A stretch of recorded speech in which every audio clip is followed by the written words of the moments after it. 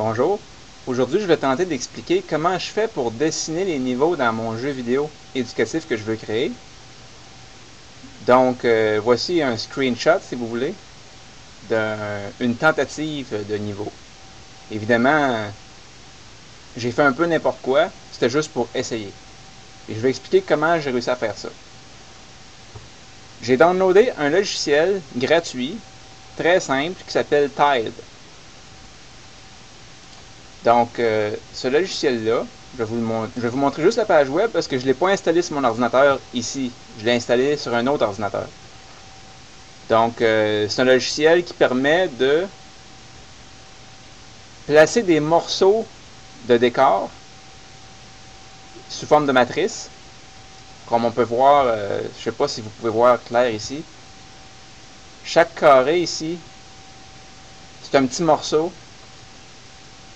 Et dépendamment comment on les met un à la suite de l'autre, ça finit par former une belle image. Donc, dans mon cas, j'ai dessiné mes propres morceaux qu'on appelle des tuiles. Parce que tile, c'est un mot anglais. En français, ça veut dire tuile. Pensez par exemple aux tuiles de céramique sur un plancher.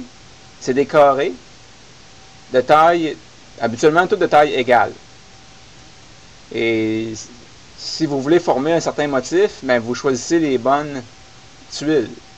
Et la façon que vous les positionnez, ça va former le décor. Donc, je vous montre mes tuiles que j'ai créées avec Paint.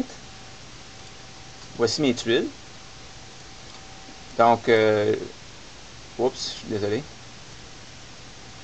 Mes tuiles sont très simples. J'ai un total de 16 couleurs.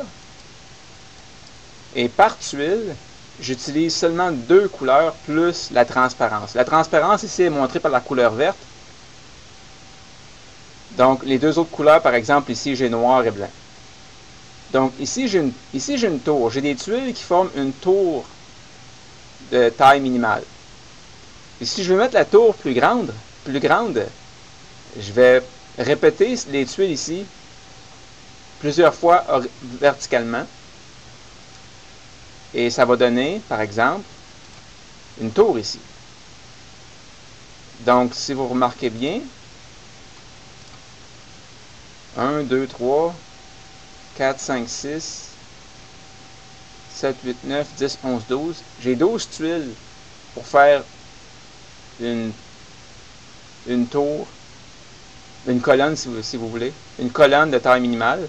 Mais ici, je les répète plusieurs fois, donc avec ça prend c'est 12 tuiles de base, mais que je répète, tac, tac, tac, tac, tac, tac, pour faire une tour, une colonne de la hauteur que je veux.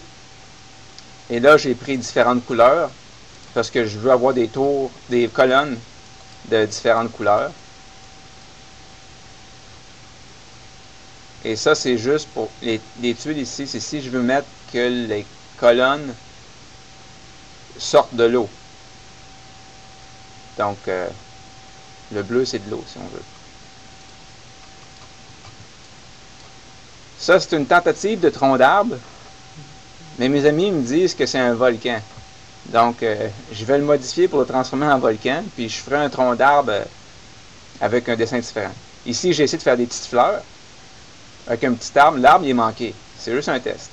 Les petites fleurs sont des tuiles. Chaque fleur est une tuile. Qui se trouve ici. Donc, une fois qu'un décor va être créé, je vais prendre mes sprites.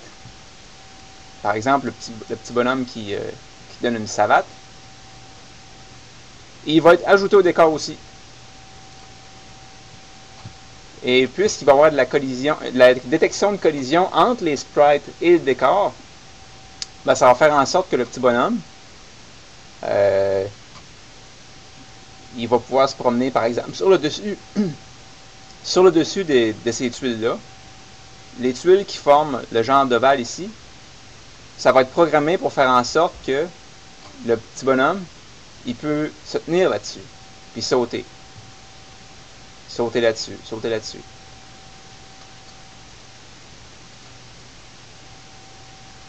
Donc, éventuellement, lorsque, avec l'éditeur Tide, je dessine une carte, un niveau. C'est bien beau avoir le dessin, mais il faut que le programme puisse le reconnaître. Donc, ce que je peux faire, c'est l'exporter dans un fichier texte. Et ce fichier texte-là, qu'est-ce qu'il contient? Il contient une matrice de nombres. Et chaque nombre correspond à la tuile que j'utilise à un emplacement donné. Par exemple, le nombre correspondant ici, ça va être le même nombre qu'ici, parce que c'est la même tuile qui se répète. Et donc, dans le programme, je vais lire la matrice de nombres.